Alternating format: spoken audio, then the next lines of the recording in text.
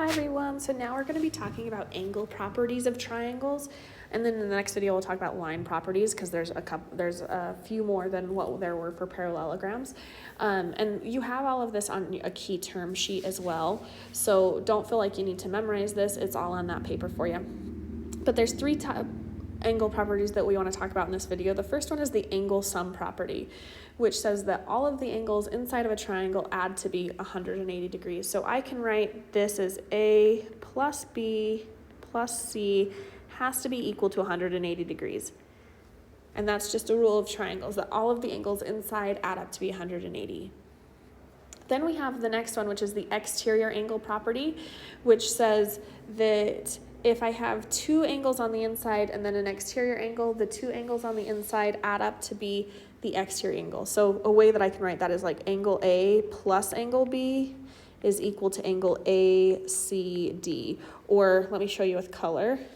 It would be angle A plus, plus angle B would be equal to this outside angle. So the two inside angles add up to be the outside angle. And the two inside angles have to be on the opposite side of that outside angle. Like I couldn't say angle A plus angle C equals that outside angle. It just doesn't work like that. You have to have the two inside angles that are opposite of the outside angle or the exterior angle.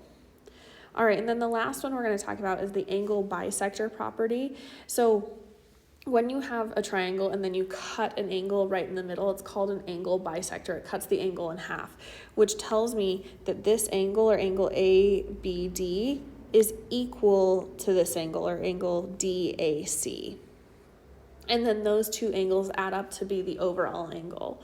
I could write that down in letters, but basically what you need to understand is that when I cut an angle in half, that the two portions of the two new angles add up to be the bigger angle, and they're also equal to each other. Okay, so now that we know those, let's start going through some of these examples. In the first example, it's asking us to find x, and it gives us just a triangle with three different angles. And this one we're going to use the interior angles property that says that all of the angles inside of a triangle add up to be 180. So because I know that, what I can do is I can just say 80 plus 45 plus 11x has to be equal to 180, because those are my three angles, and then I know that they add up to be 180. So now I'm just going to solve for x. To solve for x, I'm going to combine like terms, which are 80 and 45, so I get 125 plus 11x is equal to 180. Then I'm going to draw my line and subtract 125 from each side to get that x by itself. And I end up, the 125's cancel out, I end up with 11x over here is equal to 55. And then to get the x by itself, we'd want to divide by 11 on each side. The 11's cancel out over here, we're just left with x is equal to 55 divided by 11, which gives us 5. So x equals 5 is our answer there. Okay, let's look at the second example. And the second example is dealing with that exterior angles theorem. So it gives you two inside angles, angle S and angle R, and then it also gives you that exterior angle 108. So knowing the exterior angles theorem, what we can do is we can write that the two inside angles added together are 6x plus 12x plus 2 has to be equal to the outside angle, which is 108. Now that we have an equation, we can just solve it for x like normal. To do that, we're going to combine like terms, which are the 12x and 6x, gives me 18x plus 2 is equal to 108. Then I'm going to draw my line and subtract 2 from each side. Now I have 18x, because the 2's cancel out, is equal to 106. And then what I'm going to do on that one, now I'm going to divide by 18 on each side to get that x by itself. The 18's cancel out over here, we're just left with x, and then we do 106 divided by 18 on the other side, which gives me a decimal, 5.89. Let me just make sure I wrote that down right. 6x, oh, I didn't write it down right. I wrote it, you know what, let's start over. So this should not be 12x plus 2, it should be 12 plus 2x. You probably noticed that already on your example sheet, because that's what it says on your example sheet. So let me just hurry and erase this, and then we can start it over because you should have gotten a whole number. Okay, so we still add the two inside angles together, but now it's 6x plus 12 plus 2x, and that's equal to the outside angle, which is 108. We're going to combine like terms, which is now 6x and 2x, which gives me 8x plus 12 is equal to 108. Then we're going to solve this for x by subtracting 12 from each side. 12's cancel out over here. We're just left with 8x. And then 108 minus 12 gives me 96. Then we're going to divide each side by 8. And we get x, because the 8's cancel out, is equal to 12. And that is our answer. That's much prettier than the 5.89.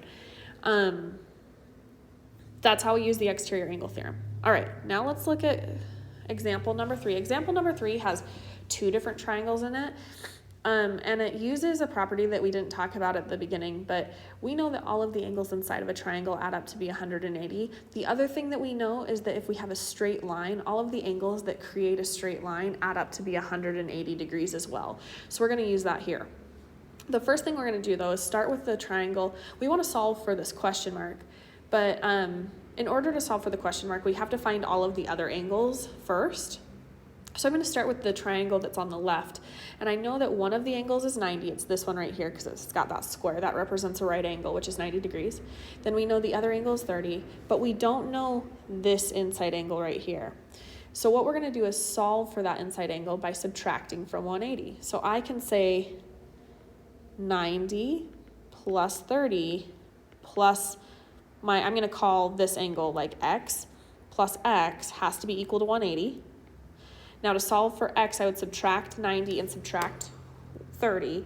So 180 minus 90 minus 30 gives me 60. So x has to be equal to 60. And I'm going to just draw that in. In fact, we're going to erase that here and draw that in right here. I know this has to be 60 because all of the angles inside of a triangle, if I'm just looking at that left triangle, have to add up to 180.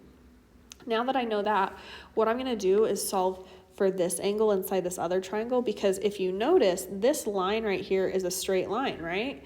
And we just talked about that a straight line has to add up to 180. So I can write this equation that says 60 plus 70 plus, we're going to call that one y, has to be equal to 180 because they create a straight line. So if I'm going to solve for y, I would subtract 60 and 70 from 180, which gives me that y is equal to 50. So let me write that in here just so we don't get super confused with all the things going on. So this one is 50. All right, now that we have that, if you just look at the right triangle, you have two angles, but you want that third angle, which is the question mark we're trying to solve for, and which makes it really easy because now we just go back to the interior angle theorem, which says that all of the angles inside of a triangle have to add up to be 180.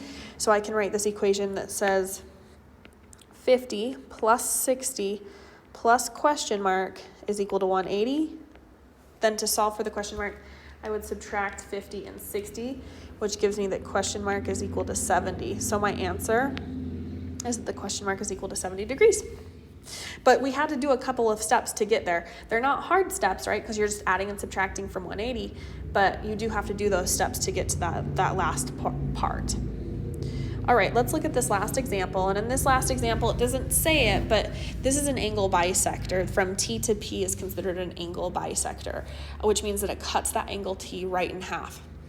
So it says find x if angle 2 is x plus 7 and angle T or RTS is 4x plus 4. So the one thing that we know about angle bisectors is that it cuts it right in half, which means that if I know one of the sides is x plus 7, the other side also has to be x plus 7. So that means that angle 1 is equal to x plus 7 and angle 2 is equal to x plus 7 because they have to be the same thing because the line cut it right in half, which means it makes the same.